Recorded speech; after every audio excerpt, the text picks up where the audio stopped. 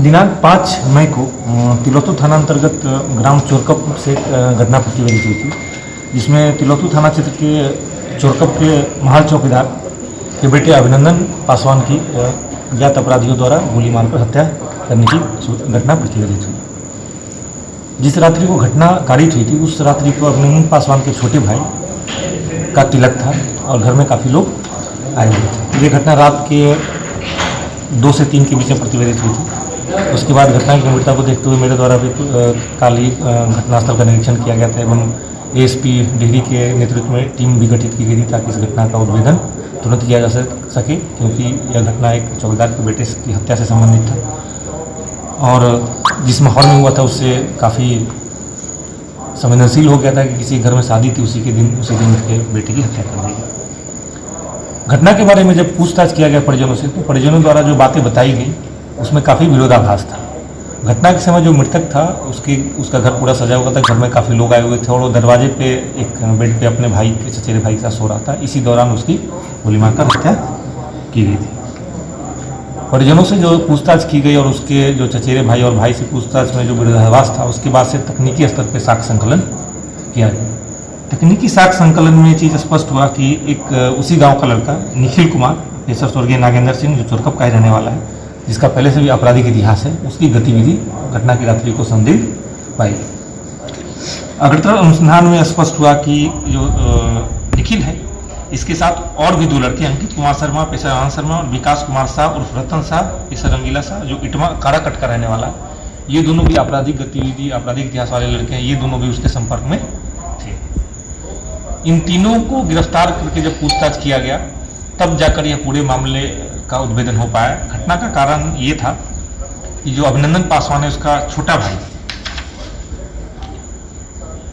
अभिमन्यु पासवान और मृतक अभिनंदन पासवान, जिसने 2 शादी की थी, पहली पत्नी रविता देवी, उसके द्वारा और मृतक का सगा छोटा भाई जिसका उस दिन तिलक था, इन दोनों के द्वारा ही हत्या की साजिश रची गई थी।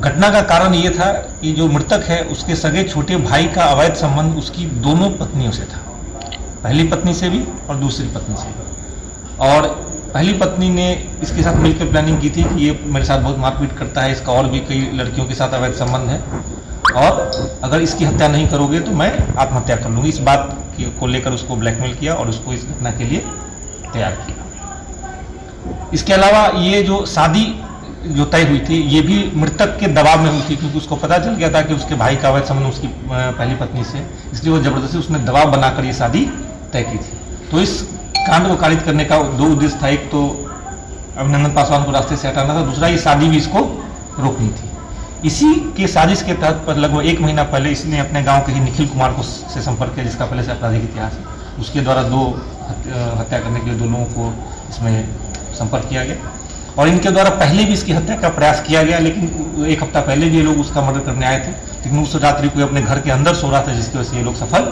नहीं हो पाए। और तिलक के 1 दिन पहले वाली रात को, चूंकि घर में ज़्यादा लोग थे, ये घर के दरवाजे के बाहर सो रहा था और इसका सगा छोटा भाई ने ही हत्यारों को इशारा किया कि वो उसका भाई सो रहा है, वो बाहर कंबल ओढ़ के सो रहा था। उसके इशारे पर लोग उसको गोली मारे और गोली मारकर वहाँ से फरार हो गए। घटना के पहले गांव में छुपने के लिए भी एक कार का इस्तेमाल किया गया था, जो इनकी निशानदेही पे बरामद किया गया है। घटना के बाद भागने के लिए एक मोटरसाइकिल का इस्तेमाल किया गया था, जो भी बरामद किया गया और घटना में प्रयुक्त हथियार भी इनकी निशानदेही पे बरामद किया गया है।